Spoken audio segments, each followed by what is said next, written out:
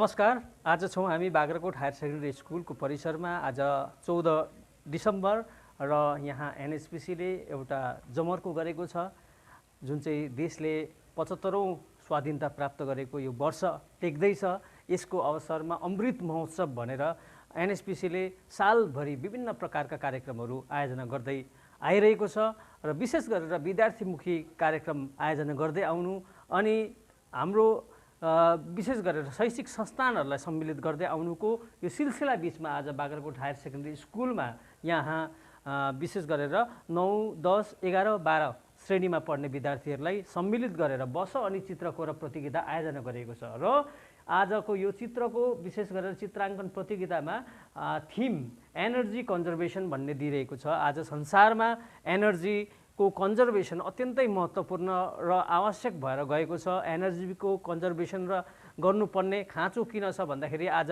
एनर्जीको लापरवाहीले गर्दाखेरि पृथ्वीको अस्तित्व र आयु नै घट्दै गइरहेको सबैले अनुभव गरिरहेको छन् र एउटा संसारको लागि सबै पर्यावरणविदहरूको लागि र संसारको आयु रहिरहोस् भन्ने चाहना राख्नेहरूको लागि ठुलो थ्रेट र चुनौती बनेर गएको छ। यसै कुरालाई ध्यानमा राखेर आज विद्यार्थीहरूलाई जागरुक गर्न, विद्यार्थीहरूलाई यस विषयमा सुविदित गर्न भनेर यही विषयमा आज यहाँ चित्र बनाउन लगाइएको छ र एनर्जी कन्जर्भेसनलाई नानीहरूले कसरी बुझेका छन्, नानीहरूले कसरी लिएका छन् भन्ने कुरो आज चित्रबाट उहाँहरूले दर्शाउनु हुनेछ र तीमध्ये जसले उत्कृष्ट चित्र बनाएर आफूलाई साबित गर्छन्, सिद्ध गर्छन्, तिनीहरूलाई एउटा विशिष्ट प्रकारको र बहुमूल्य उपहारले उहाँहरूलाई अलङ्कृत गर्ने उहाँहरूले जमर्को पनि गर्नुभएको छ। सान्तवना पुरस्कारहरू पनि दिने जमर्को गर्नुभएको छ र उहाँहरूले विशेष गरेर विद्यार्थीहरूमा रहेका विभिन्न प्रकारका कला गुणहरूलाई चिनेर जानेर त्यसलाई तिखार्ने निखार्ने मेलो गर्दै देशको एउटा सुयोग्य नागरिक बनाउने उहाँहरूको जुन चाहिँ उद्देश्य छ, यो उद्देश्यलाई विद्यार्थी अनि अभिभावक अनि स्कुलले पनि विशेष गरेर कुममा कुम जोड्दै आज यो कार्यक्रमलाई सम्पन्न गर्ने उहाँहरूले तर्खर गर्नुभएको छ र यो आयोजना गरेको हो टिस्टा लो ड्याम 4 पावर स्टेसन कालीझोडा दार्जिलिङले र यो आजादीको अमृत महोत्सव आयोजना गर्ने यो सिलसिला बीचमा विभिन्न प्रकारका कार्यक्रमहरूमा सम्मिलित गर्दै आइरहेको यो सालभरिमा यो 14 डिसेम्बरको यो आजको आयोजन पनि विशिष्ट प्रकारको हो भन्ने विद्यालय परिवारले एकदम स्वीकारेर आज यो स्कुलमा नानीहरूले उत्साहपूर्वक यो प्रतियोगितामा हिस्सा लिइरहेका छन्, 25 भन्दा अधिक विद्यार्थीहरूले।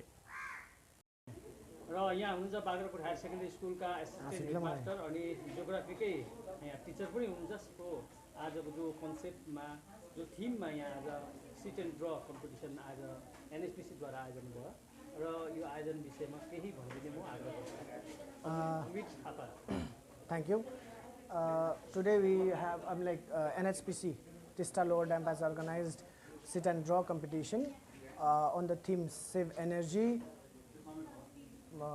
on the occasion of Azadi Ka Amrit Mahotsav 75th Independence Year celebration organized by the NHPC, and we are very thankful to the NHPC team for letting our student to express their emotions through painting. And painting is why this painting and the theme are important is like those who cannot read, they can also get the message through the drawing, and that is the important thing. And some of the students who cannot express themselves by speaking or orally can express through their canvases. So this is one of the most important factor for arranging this drawing competition, and we are very much thankful to the NHPC team, Lower Tista Dam team. And today out of many students, 25 students participated in the competitions, and 15 from senior section and 10 from the junior section. And out of the senior sections, senior section, out of the senior sections, this has been chosen the first, and this one has been chosen as the second.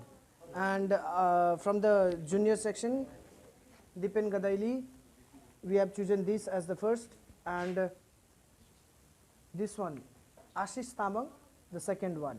And everyone has played with the beautiful colors, and they have given the very beautiful message about the conservation of the energy.